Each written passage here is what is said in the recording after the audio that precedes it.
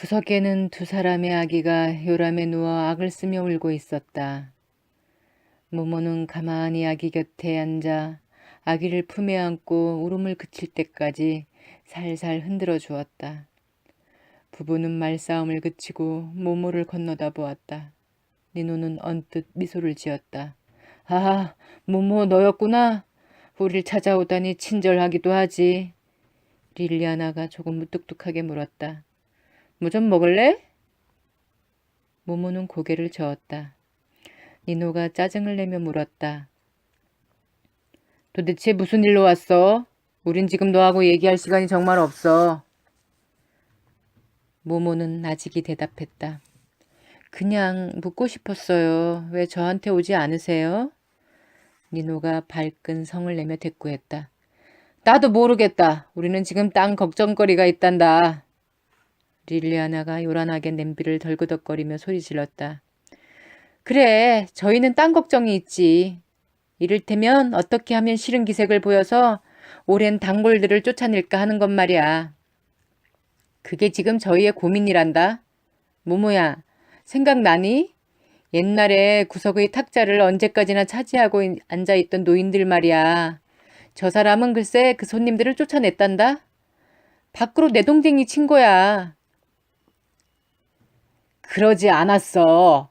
다른 술집을 찾아보라고 정중하게 부탁했을 뿐이야. 주인으로서 그 정도는 얘기할 권리가 있다고. 니노가 변명을 하자 릴리아나는 발칵 화를 내며 대꾸했다. 권리? 흥, 권리 좋아하시네. 사람이라면 그렇게 할 수는 없어요. 비인간적이고 비열한 짓이에요. 당신은 그분들이 딴 술집을 찾을 수 없다는 걸 뻔히 알고 있잖아요. 그분들은 우리 집에서도 방해하지 않았다고요. 물론 아무도 방해하지 않았지. 면도도 하지 않은 그 늙은이들이 우리 집에 웅크리고 있을 때는 술값을 치르는 점잖은 손님들은 얼씬도 안 했으니까. 당신 사람들이 그런 걸 좋아할 거라고 생각해? 게다가 고작 하루에 한 잔 살 능력밖에 안 돼서 싸구려 붉은 포도주 한 잔을 시켜놓고 저녁 내내 죽치고 앉아있는 그런 치들로는 돈을 벌 수가 없다고. 그렇게 해서 뭐가 낫겠어? 니노가 버럭 소리를 지르자 릴리아나가 받아쳤다. 그래도 우리는 이제까지 잘해왔어요. 니노가 거칠게 맞받아쳤다. 여태까지는 그랬지. 하지만 계속해서 그렇게 할 수 없다는 걸 당신도 알잖아. 주인이 집세를 올렸어. 예전보다 3분의 1을 더 내야 한다고. 모든 게 비싸지고 있어. 술집을 몸을 덜덜 떠는 늙은이들의 피난처로 만들면 난 어디서 돈을 벌지? 왜 내가 딴 사람들 처지를 생각해줘야 하냐고. 내 처지를 생각해주는 사람은 아무도 없잖아. 뚱뚱한 릴리아나는 쾅 하고 프라이팬을 거칠게 가스레인지에 내려놓았다. 뚱뚱한 릴리아나는 당신한테 한마디 하겠어요. 그녀는 소리를 지르며 두 손을 굵은 허리에 버티고 섰다. 당신이 말하는 몸을 덜덜 떠는 그 가난한 늙은이들 중에는 에토리 아저씨도 들어있어요. 내 가족을 모욕하다니 도저히 참을 수가 없어요. 아저씨는 돈을 지르는 당신의 그 잘난 손님들처럼 돈이 많진 않지만 선하고 정직한 사람이라고요. 니노가 커다랗게 손짓을 하며 대꾸했다. 물론 에토리 아저씨는 다시 오실 수 있어. 그러고 싶으시면 그냥 계셔도 된다고 말했잖아. 하지만 아저씨가 그러려고 하지 않으셨어. 당연하죠. 친구들이 없는데. 무슨 생각을 하는 거예요? 아저씨더러 저기 바깥 한 구석에서 혼자 우두커니 쭈그리고 앉아 계시란 말이에요? 니노가 버럭 고함을 쳤다. 그렇다면 나도 할 수 없어. 어쩔 수 없다고. 아무튼 난 초라한 술집 주인으로 인생을 마치고 싶은 생각은 없어. 그저 당신의 에토리 아저씨 처지를 생각해주다가 그러고 싶진 않단 말이야. 난 뭔가를 이뤄내고 싶다고. 그게 무슨 죄가 되는 일이야. 난 이 가게를 번창시키고 싶어. 나 혼자만을 위해서 이러는 건 아니야. 당신과 우리 애를 위해서 이러는 거라고. 그래도 날 이해 못하겠어? 응? 릴리아나. 릴리아나가 거칠게 대꾸했다. 못해요. 꼭 냉혹해져야 되는 거라면, 그리고 벌써 그렇게 시작한 거라면 나 없이 해봐요. 난 어느 날 훌쩍 떠나버릴 테니까. 맘대로 해요. 릴리아나는 그 사이 다시 울기 시작한 아기를 모모에게서 받아안고 부엌을 뛰쳐나갔다. 니노는 한참 동안 아무 말도 하지 않았다. 그는 담배에 불을 붙여서 손가락 사이에 끼우고 만지작거렸다. 모모는 그런 니노를 말끄러미 바라보았다. 마침내 그가 입을 열었다. 하긴 상냥한 사람들이었지. 나도 그 노인네들을 좋아했어. 그래, 모모, 나도 가슴이 아파. 내가 그렇게... 하지만 내가 뭘 어쩔 수 있겠니? 시대가 변하고 있는 걸. 어쩌면 릴리아나가 오를지도 몰라. 그는 잠시 후 다시 말을 이었다. 노인들이 떠난 다음부터 왠지 술집이 낯설게 느껴져. 추워. 무슨 말인지 알겠니? 나도 더 이상은 견딜 수가 없구나. 어떻게 해야 할지 정말 모르겠어. 하지만 요즘에는 모두 그렇게 하고 있어. 왜 나만 혼자 다르게 살아야 하지? 혹시 넌 내가 다르게 살아야 한다고 생각하니? 모모는 보일 듯 말 듯 살며시 고개를 끄덕였다. 니노는 모모를 물끄러미 쳐다보더니 마찬가지로 고개를 끄덕였다. 두 사람은 빙그레 웃었다. 니노가 말했다. 네가 오니까 좋구나. 옛날에 이런 일이 생기면 우리는 늘 이렇게 말했지. 아무튼 모모에게 가보게 하고 말이야.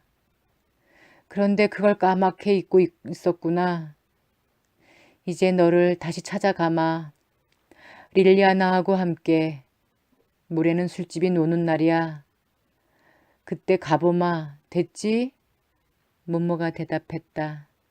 예. 니노는 봉지에 사과와 귤을 가득 담아 모모에게 주었다. 모모는 집으로 돌아갔다. 니노와 그의 뚱뚱한 아내는 정말 모모를 찾아왔다. 아기도 데려왔다. 맛있는 음식이 하나 가득 담긴 바구니도 들고 왔다. 릴리아나가 화난 얼굴로 말했다. 모모, 어떤 일이 있었는지 상상해보렴. 글쎄, 니노가 에토레 아저씨와 다른 노인네들을 한 분 한 분 찾아가서는 잘못했다고 사과하고 다시 와주십사 하고 부탁했단다. 니노가 빙그레 웃으며 말했다. 그랬지. 니노는 개면쩍어서 공연히 머리를 긁적이며 덧붙였다. 노인들이 모두 다시 왔어. 술집을 번창시키는 일은 허사가 되겠지? 하지만 내 마음이 다시 편해졌어. 그는 너털 웃음을 터뜨렸다. 그의 아내가 말했다. 우리 계속 그렇게 살아요, 니노.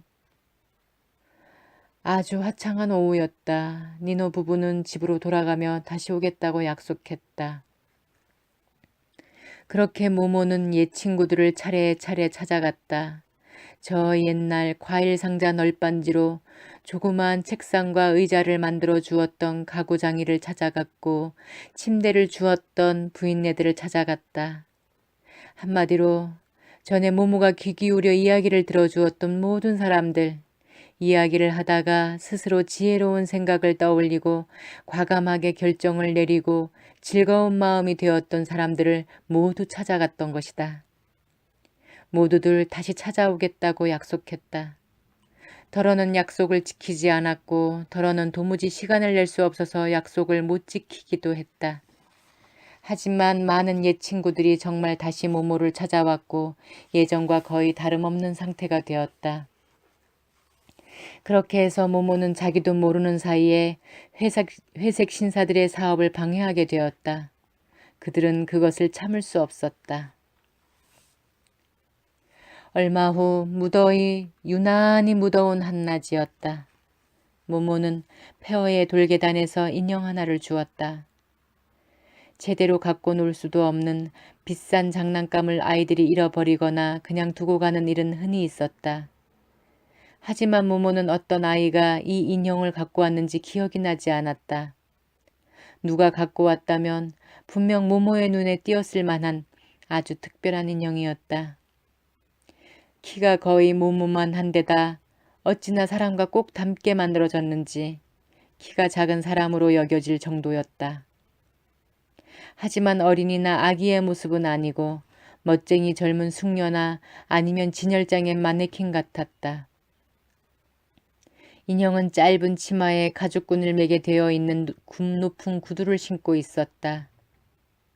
모모는 넋을 잃고 인형을 바라보았다. 잠시 후에 모모는 인형을 손으로 살짝 만져보았다.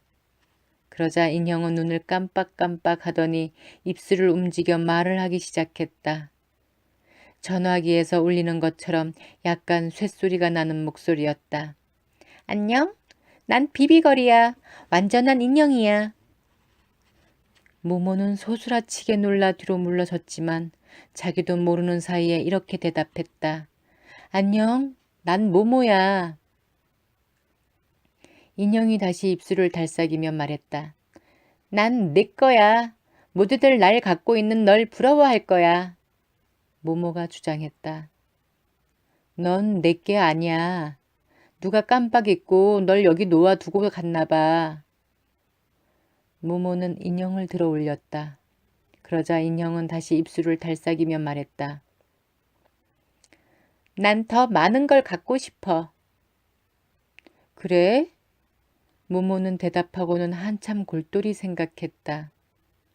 너한테 어울리는 게 있을지 모르겠네. 조금만 기다려봐. 내가 갖고 있는 걸 보여줄게. 내 맘에 드는 게 있으면 말해. 모모는 인형을 안고 담장에 난 구멍을 통해 자기 방으로 기어 내려갔다. 그러곤 침대 밑에서 갖가지 보물이 하나 가득 든 상자를 꺼내서 비비걸 앞에 내놓았다. 자, 내가 갖고 있는 건 이게 다야. 내 마음에 드는 게 있으면 말만 해. 모모는 비비걸에게 알록달록한 새털 하나, 예쁜 무늬가 있는 돌멩이 하나, 금단추 하나, 무지개색 유리 조각 하나를 보여주었다. 인형은 아무 말도 하지 않았다. 모모는 인형을 쿡 찔렀다. 인형이 꽥꽥댔다. 안녕, 난 비비걸이야. 완전한 인형이야. 그래, 알고 있어. 하지만 비비걸, 넌 뭔가를 찾고 있었잖아. 여기 예쁜 분홍색 조개 껍데기가 있어. 맘에 드니? 인형이 대답했다. 난 내 거야. 모두들 날 갖고 있는 널 부러워할 거야. 그래, 아까 말했잖아. 내 물건 중에서 마음에 드는 게 없으면 우리 소꿉장난 하자, 응? 인형이 아까 했던 말을 되풀이했다. 난 더 많은 걸 갖고 싶어. 이것 말고는 갖고 있는 게 없어. 그러고서 모모는 인형을 안고 다시 밖으로 기어 나왔다. 모모는 완전한 인형 비비걸을 바닥에 앉히고 그 맞은편에 앉았다. 모모가 제안했다. 자, 이제 내가 날 찾아온 손님이라고 하고 놀자. 인형이 말했다. 안녕, 난 비비걸이야. 완전한 인형이야. 이렇게 절 찾아주시다니 정말 친절하시군요. 어디서 오셨어요, 아가씨? 모모가 대답하자 인형이 말을 이었다. 난 내 거야. 모두 날 갖고 있는 널 부러워할 거야. 자, 이것 봐. 계속 같은 말만 하면 놀 수가 없잖니? 모모가 이렇게 말하자 인형은 속눈썹을 깜빡이며 대답했다. 난 더 많은 걸 갖고 싶어. 모모는 다른 놀이를 해보았지만 역시 실패했다. 모모는 다른 놀이, 또 다른 놀이, 또 다른 놀이를 해보았다. 하지만 도대체 아무것도 할 수가 없었다. 차라리 인형이 아무 말도 하지 않는다면 모모가 인형 대신에 대답할 수 있을 테고 그랬다면 아주 재밌는 놀이를 할 수 있었을 것이다. 하지만 비비걸은 계속해서 말을 해서 대화를 방해했다. 얼마 후 모모는 지금까지 한 번도 느껴보지 못한 기분에 사로잡혔다. 처음 느끼는 기분이었기에 모모는 한참 만에 그것이 지루함이라는 것을 깨달았다. 모모는 어떻게 해야 좋을지 낭패스러웠다. 완전한 인형을 내버려 두고 다른 놀이를 하고 싶은 생각이 간절했다. 하지만 무슨 이유에선지 인형을 떨쳐버릴 수가 없었다. 결국 모모는 그냥 자리에 앉아 인형을 말끄러미 바라보았다. 서로 최면을 걸기라도 하는 듯이 인형도 푸른 유리 눈을 말똥이 뜨고 모모를 말끄러미 바라보았다. 마침내 모모는 억지로 인형에게서 시선을 떼었고 순간 흠칫 놀랐다. 다가오는 기척도 느끼지 못했는데 멋진 잿빛 승용차 한 대가 아주 가까운 곳에 서 있었다. 승용차 안에는 거미줄빛 양복에 회색 중절모를 쓰고 작은 회색 시가를 피우고 있는 한 신사가 앉아 있었다. 신사의 얼굴 역시 잿빛으로 보였다. 모모에게 미소를 지으며 고개를 끄덕이는 것을 보니 신사는 벌써 한참 동안 둘을 지켜본 모양이었다. 푹푹 찌는 한낮이어서 햇빛의 열기로 공기가 어른거렸는데도 모모는 갑자기 오슬오슬 한기를 느꼈다. 신사는 차 문을 열고 나와 모모에게 다가왔다. 손에는 납회색 서류 가방이 들려 있었다. 참 예쁜 인형을 갖고 있구나. 내 친구들이 모두 널 부러워하겠는걸. 신사의 목소리에는 특이하게도 억양이 전혀 없었다. 모모는 어깨만 으쓱하고 아무 말도 하지 않았다. 회색 신사가 말을 이었다. 틀림없이 아주 비쌀 테지? 모모는 당황해서 중얼거렸다. 몰라요. 그냥 주운 거예요. 정말이냐? 정말 운이 좋구나. 모모는 다시 아무 말도 하지 않고 입고 있는 헐렁한 남자 웃옷을 꼭꼭 여몄다. 점점 더 추워졌다. 회색 신사는 어렴풋이 미소를 지으며 말했다. 내가 보기에 넌 별로 기뻐하는 것 같지가 않구나 꼬마야. 모모는 살그머니 고개를 저었다. 갑자기 모든 기쁨이 이 세상에서 영원히 사라진 듯한 느낌이 들었다. 아니, 애당초 기쁨 따위는 없었던 것 같았다. 지금까지 기쁨이라고 생각했던 모든 것은 한갓 상상에 지나지 않는 것 같았다. 그렇지만 동시에 무엇인가가 경고를 해주는 듯한 느낌이 들었다. 회색 신사가 말을 이었다. 나는 한참 동안 널 지켜봤다. 내가 보니까 넌 이런 멋진 인형을 갖고 어떻게 놀아야 할지 모르는 것 같더구나. 어떻게 노는지 내가 보여줄까? 모모는 깜짝 놀라서 신사를 쳐다보고는 고개를 끄덕였다. 인형이 갑자기 꽥꽥댔다. 난 더 많은 걸 갖고 싶어. 회색 신사가 말했다. 자, 보렴 꼬마야. 인형이 내게 말도 하잖니? 이런 멋진 인형이랑은 다른 걸 갖고 노는 것처럼 놀 수 없어. 당연하지. 이 인형은 그런 놀이를 하려고 있는 게 아니거든. 인형이랑 지루하지 않게 놀려면 인형한테 뭔가를 줘야 하는 거야. 잘 봐라 꼬마야.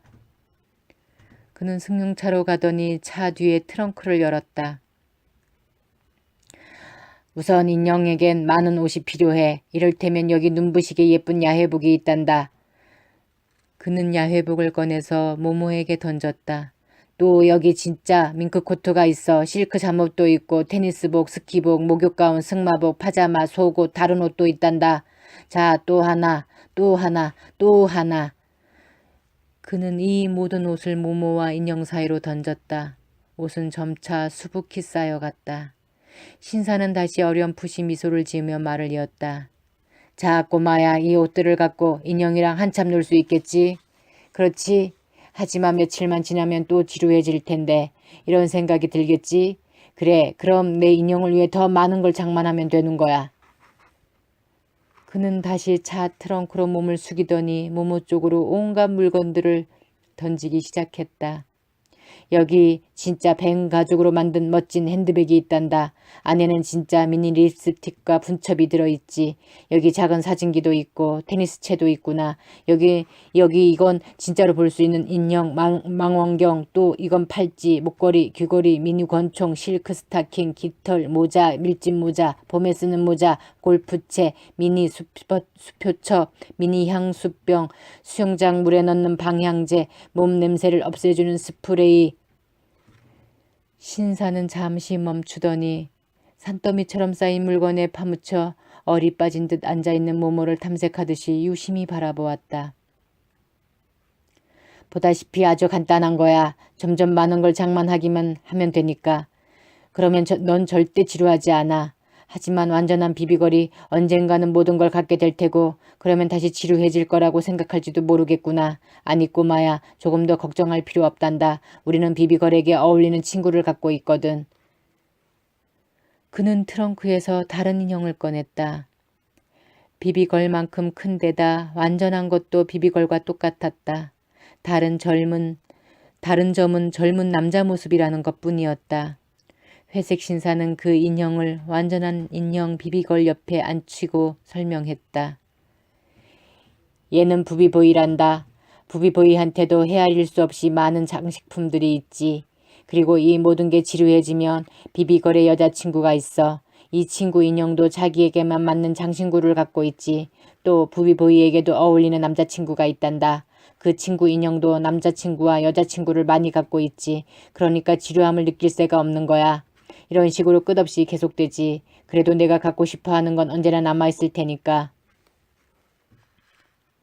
신사는 이렇게 말하며 트렁크에서 인형들을 차례로 꺼내왔다.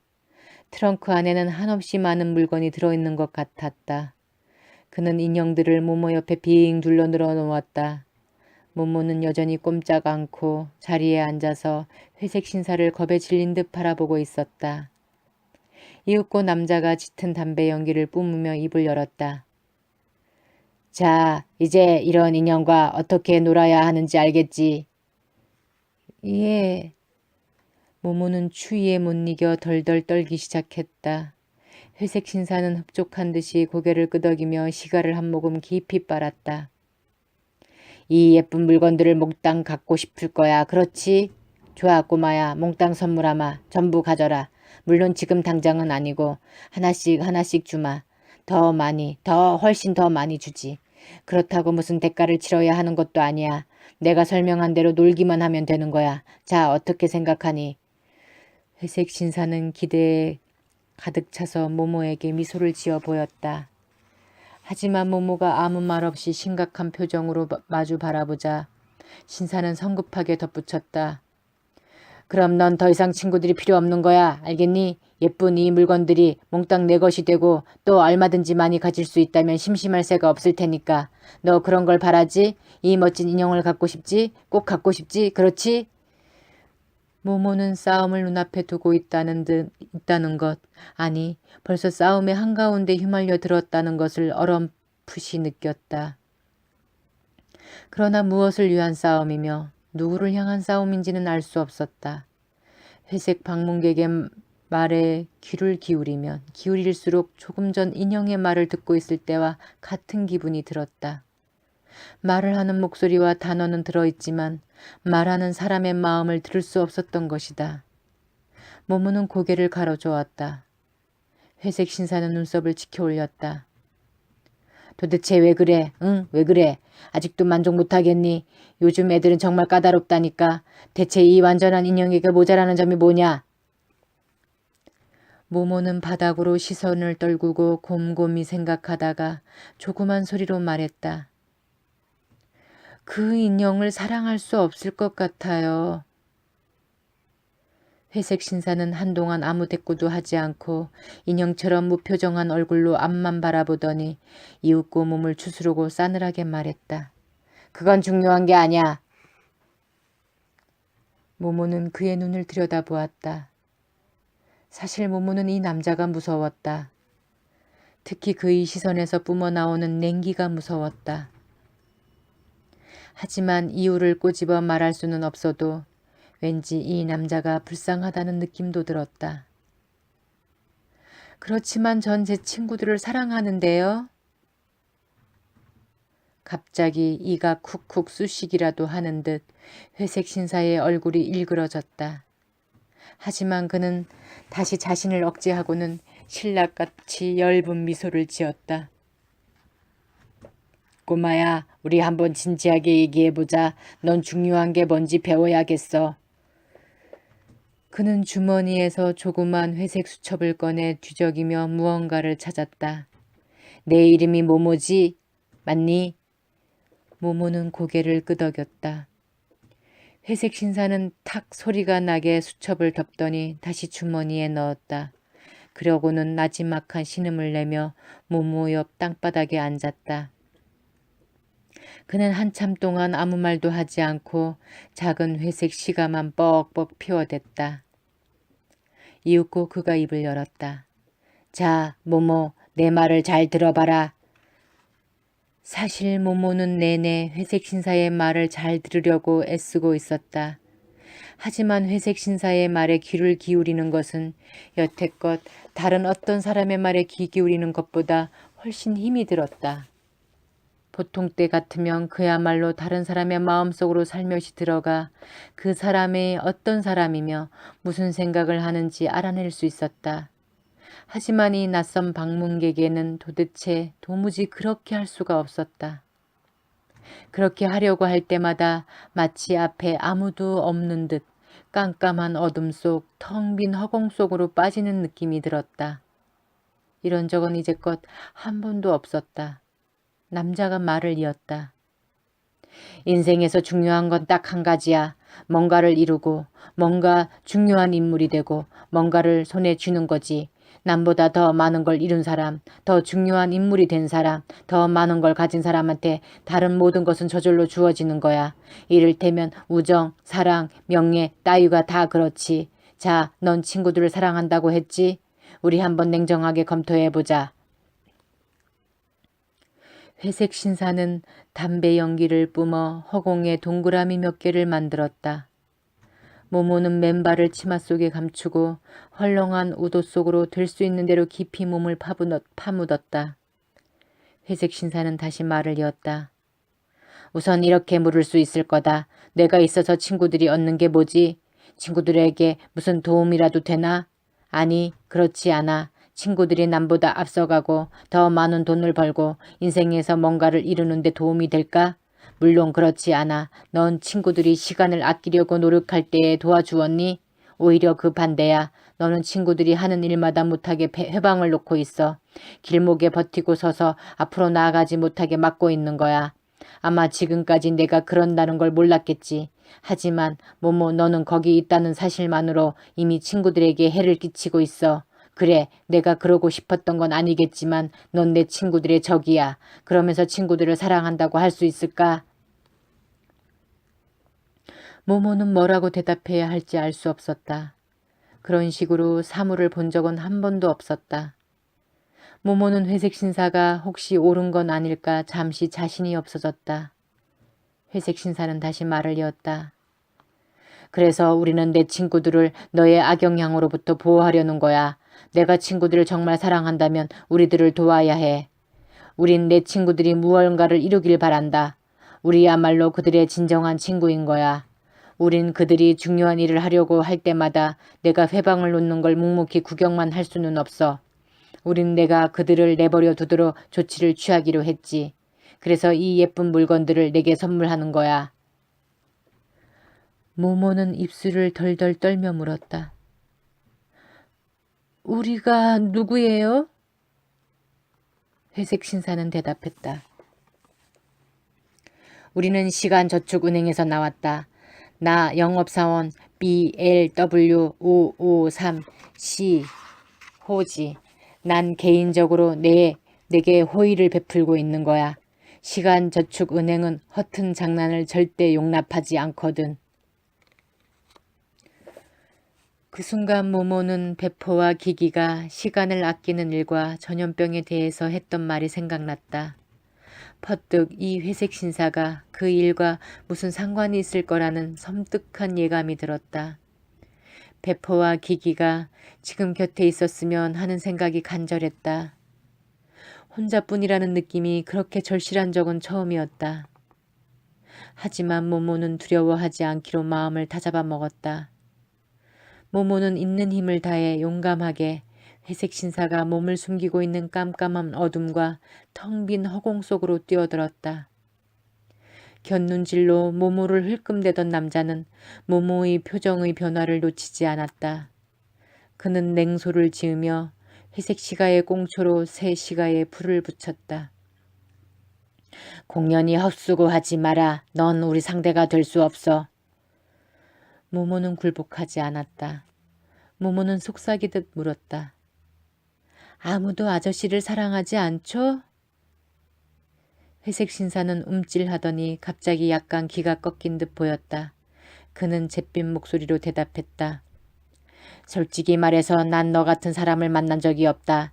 단 한 번도 없어. 나는 많은 사람을 알고 있지. 너 같은 사람이 더 있다면 우리 은행은 문을 닫아야 할 거야. 우리는 연기가 되어 없어져야 할 테고. 대체 우리가 무엇으로 살아갈 수 있겠니? 영업사원은 갑자기 말을 멈추고 모모를 뚫어지게 쳐다보았다. 마치 이해할 수 없는 어떤 것, 도저히 이길 수 없는 어떤 것과 싸우고 있는 듯한 표정이었다. 영업사원의 얼굴에 드리운 잿빛이 조금 더 짙어졌다. 그는 다시 말을 이었다. 하지만 자신의 의지에 반해서 낱말들이 저절로 쏟아져 나와 막을 도리가 없는 모양이었다. 남자의 얼굴은 자기에게 일어나고 있는 일에 대해 공포로 더욱 일그러졌다. 드디어 모모는 그의 진정한 목소리를 들을 수 있었다. 우리는 알려지지 않은 채로 남아 있어야 해. 남자의 목소리는 멀리서 들려오는 것 같았다. 그 누구도 우리가 존재한다는 사실, 우리가 하는 일을 알아서는 안 돼. 우리는 아무도 우리를 기억하지 못하도록 신경을 쓰고 있어. 우리는 우리를 알아보는 사람이 없어야만 일할 수 있거든. 아주 힘든 일이야. 사람들에게서 몇 시간, 몇 분, 몇 초를 조금씩 빼내야 하는 거야. 사람들이 아낀 시간은 그냥 사라져버려. 우리는 시간을 끌어모아 저장하는 거야. 우리에겐 시간이 필요해. 우리는 시간을 갈망하지. 아, 너희들은 그게 뭔지 몰라. 너희들의 시간 말이야. 하지만 우리는 알고 있어. 그래서 뼛속까지 너희들의 진을 빨아들이는 거야. 우리는 시간이 더 필요해. 더 많이. 우리의 수도 늘어나니까. 더 많이. 더 많이. 회색 신사는 세상을 하직하는 사람처럼 그르렁대며 마지막 말을 내뱉었다. 그러나 그는 이내 두 손으로 입을 틀어막고 튀어나온 눈으로 모모를 노려보았다. 잠시 후 남자는 마비 상태에서 깨어난 정신을 차린 듯했다. 신사는 더듬거렸다. 어떻게 된 거지? 내 마음을 읽었구나. 내가 날 병들게 했구나. 내가 날 병들게 했어. 내가... 그러고는 거의 애원하는 목소리로 말했다. 내가 헛소리를 한 거야. 예쁜 꼬마야. 그만 잊어버려라. 다시 다른 사람들이 모두 우리를 잊듯이 너도 날 잊어야 해. 그래야 해. 그래야 해. 그는 모모를 움켜잡고 마구 흔들어댔다. 모모는 입술을 달싹였지만 아무 말도 할 수 없었다. 갑자기 회색 신사가 튀기듯 자리에서 일어나 쫓기는 사람처럼 사방을 두리번거리더니 납회색 서류 가방을 챙겨서 자동차 쪽으로 뛰어갔다. 그러자 아주 이상한 일이 일어났다. 폭발이 거꾸로 일어나듯이 인형들과 사방에 어지럽게 흩어져 있던 온갖 물건들이 자동차의 트렁크로 날아 들어갔던 것이다. 드디어 트렁크가 쾅 닫혔고 자동차는 돌멩이를 튀기며 전속력으로 사라져버렸다. 모모는 오랫동안 가만히 앉아 지금까지 들은 말을 이해하려고 애썼다. 팔다리에서 무서운 냉기가 서서히 사라졌다.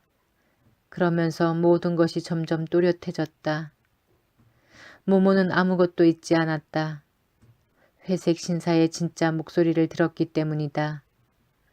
모모의 앞 바싹 마른 잔디밭에서 연기자락이 피어올랐다. 비벼끈 회색 시가의 꽁초에서 나는 연기였다. 꽁초는 서서히 재로 변했다.